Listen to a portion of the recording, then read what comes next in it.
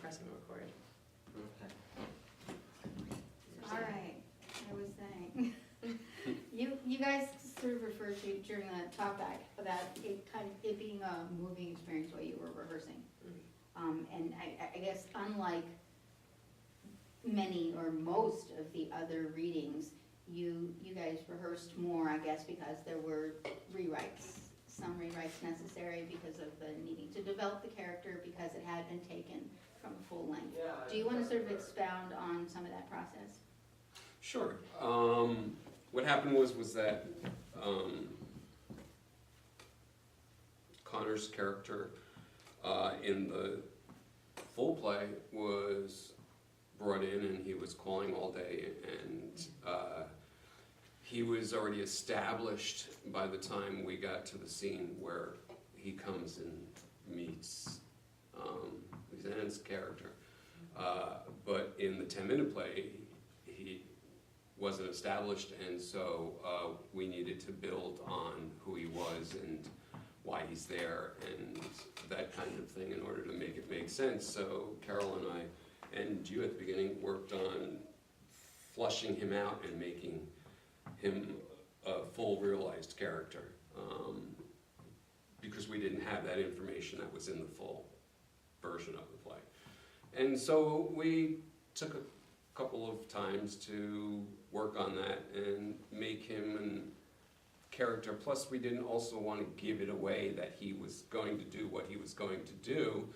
And so we played with the idea of the casting couch being the Me Too moment of the play, and him asking her about it and her trusting him enough to tell him about her experience versus what was going to come after that. So basically, it was almost like a double Me Too play, right? Absolutely, Because you had yeah. the Me Too story of the casting couch, but also there was a Me Too movement moment in it, because it wasn't just about the abusive power of the casting couch, but there was an abusive or harassment moment that happened in the play, right? Correct, yes. Do you want to talk about the you said how it was moving or it was emotional process in rehearsal. Do you guys want to address that? Well, for me, personally, it was like the characters just got deeper and deeper as we continued to work on it and looked at them. I think for me, one of the big themes I found was just like the thin line between, for my character, like a hopefulness in the good in people and an obliviousness that we cling to almost, thinking that maybe that's would be better than accepting that, well, every single time our hope gets beaten down a little bit more, and we're proved wrong. Oh, they weren't good all along. And, the character is quite intelligent, and I think one must be to be able to navigate the waters of Hollywood or any arts if you're trying to be successful. And in the power struggle between people, just in everyday conversation, we don't see the transfer of power, and we, just like people didn't see that it was a Me Too play until the end, and then they would have to read it or watch it again to say, oh, every little moment was a game of tug of war, that wasn't even conscious. Like, we aren't even aware of how we do that and interact with people, females and females, females and males, males and males. But that really affected me and has continued to do so, and I think that a piece is powerful to me when it sticks with me and continues to make me think and question things. And that's how, Me Too, I felt it because there's so many moments that you reflect on later and you're like, oh wait, that was a Me Too moment. I didn't think of it that way at the time. But all of these little hurtful experiences build up together, and then you realize that all these little moments were just a lot more powerful than they were at the time because of how you have to cope and survive. and you gotta just keep going, you know? And that's why it's so important to have people and to talk to about it, and a platform on which you can talk about it, you know?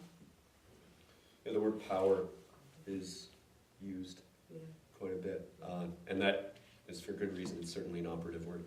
I think that a lot of what motivates the abusers in Me Too is the idea of power. Oh, yeah, absolutely. And what I really appreciated about Martin, the character, is that he doesn't have any inherent power. He has no inherent control over his life or over Lynn. It really is about reclamation for him.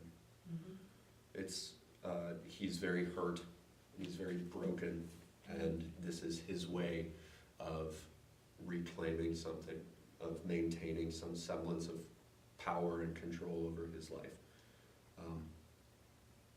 And in regards to Hollywood film producers, that's simply an abuse.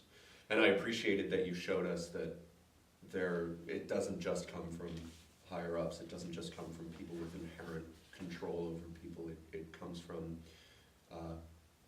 You know, anyone.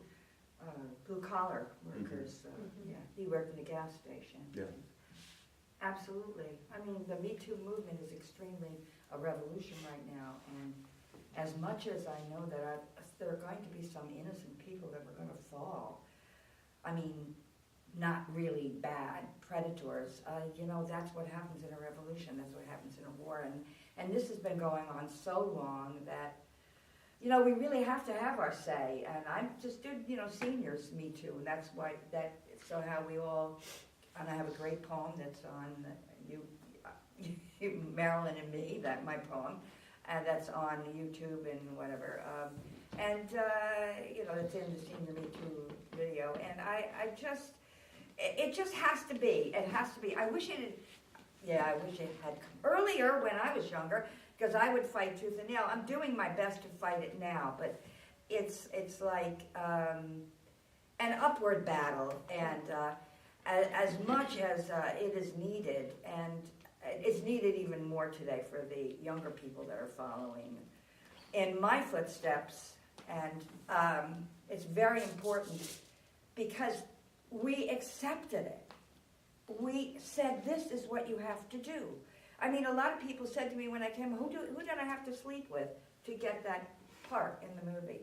And, you know, I didn't really have to sleep with anybody to get that part. That was ironic. I had the lead in that. And that was ironic. But that's exactly what is asked. That is exactly what people think. It was constantly, from the 60s to the 70s to the 80s, it's all who you know or who you don't want to say, but who you are with, who you sleep with. That's what it's about. It's in Hollywood. Not about your talent, not about this, not about that. Who is it you know is connected to who that you can sleep with? People were being passed down. Women were being passed down in Hollywood from one producer to another. I even had, as I said, an FBI situation where they were trying to kidnap me. And I don't know, take me to maybe Iran or Saudi Arabia. I would not look good in a burqa, I tell you that right now. And I would not keep it on me. So I would have been dead. And that's a bottom line, is that's what actually happened. I had a meeting with the FBI. There was someone after me. There was a woman stalking me, ironically, who was into that sex trafficking. And I don't know whatever happened to them, but, you know, I got out of the situation. I had one meeting and I got out of the situation. He was also getting people from agents. He was also getting women from agents. He was also getting women to go to bed with producers, this guy that the FBI had wanted. So bottom line is I got out, nothing happened to me, and I don't know what happened to him. He ran away somewhere. But this has been going on so long, it's about time it's to stop. So some people might have to fall. I can't help that. It's got to be done. I don't like to see innocent men, get a terrible reputation that are just a joke. Oh, you look cute, did you have anything done to your boobs or something? I mean, I'm just saying, that might not be predatory, you know, or it might be a joke. You know me, I know you, and we kid around or something. But and then it's picked up as predatory, and that's not right. But there's nothing can be done about it because it's a subject that has to be dealt with. As you can see, I'm not saying what I really think. Well, what do you guys think? I mean, do you think there is such a thing as overkill? Do you think it can be overdone or is being overdone in the media? That it's No, I don't being think so. exaggerated? I don't think so. It's better, it's the same with art, you know, it's better to give more and then you can always like take what you need out of it than to be silent or give less, you know? Yes, and there has been, and I'm not going to name names, but there have been some major personality stars that have been named in the beginning of this, which I will stay away from. They have dropped out because they found out exactly what I'm saying to you, is that they were jokesters, there was no predatory behavior. They were named stars, they were completely being given a pass, and rightfully should have, because I know a couple, they were talking about it, and I didn't know them personally, but I know they were not predators. So that being said, that's what's going to happen. There are some that are going to fall, and the rest of them that had been named in the beginning that are no longer heard from is because they didn't deserve to be. Just they found out, and that's good. That's good. Okay. Well, let me ask you guys, is there anything that's changed your mind about the Me Too movement from the project? I mean, has your thinking changed, or has the project shaped your thinking in any way from how you came into it? Well, I think it's a consciousness thing. I think it's going to take a while. It's just the beginning. I think we as a society, actually, it's not just our culture. It's loads of cultures, but we have to re-examine everything that we think.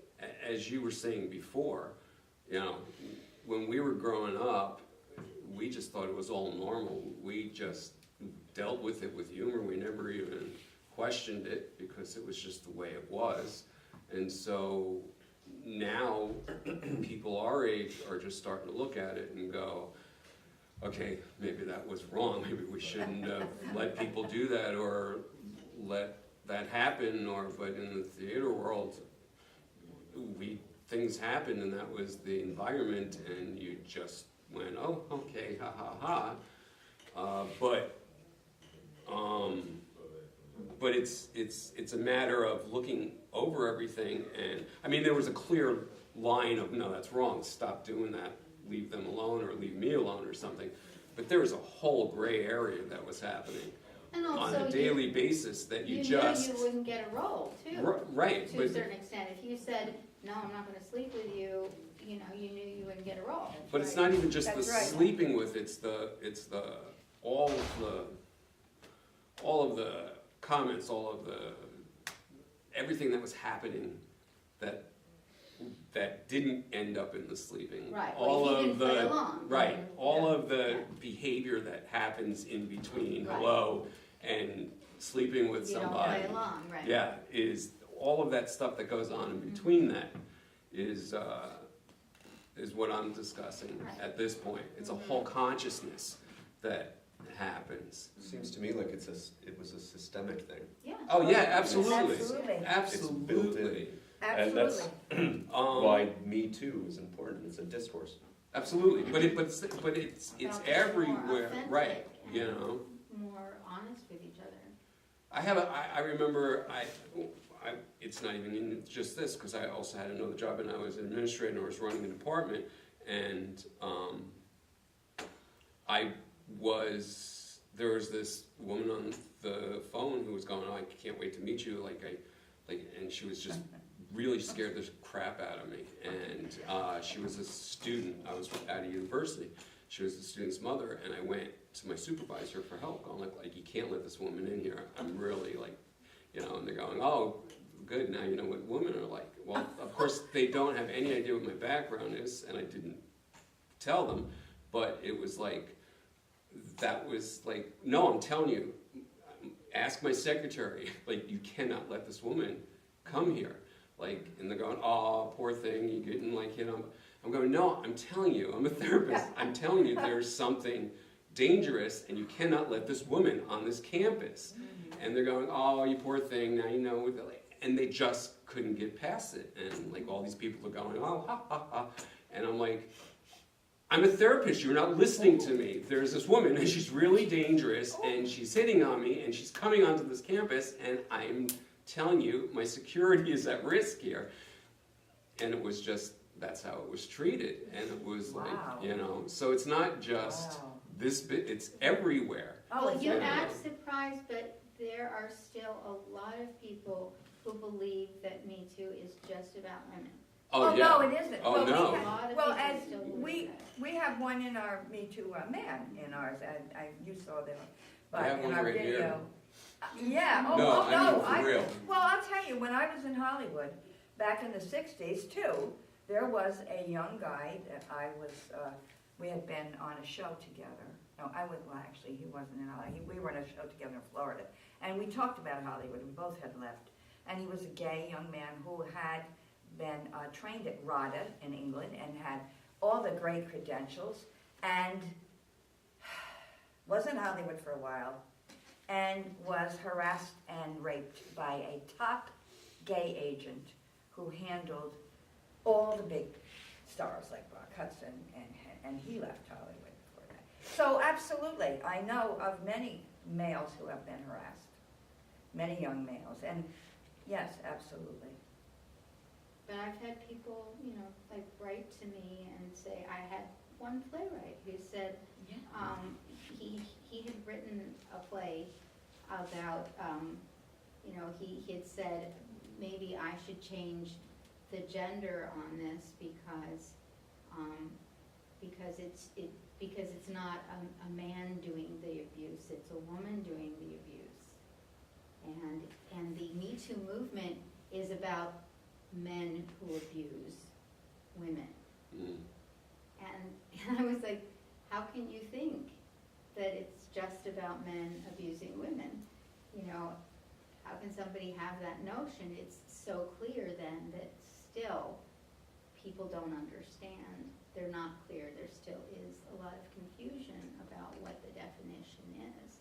And that I think is one that makes it clear as to why we're doing this whole reading series, is that the definition is still not I clear. think that's the media's fault.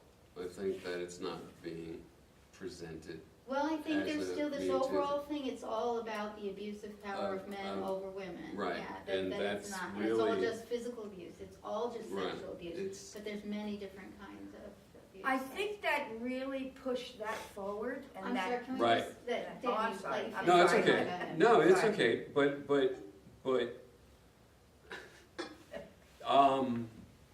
yeah, but I think that's, and I agree with Carol. That's what started it. But the reality is that it's a society built where men aren't supposed to speak about such things, and so that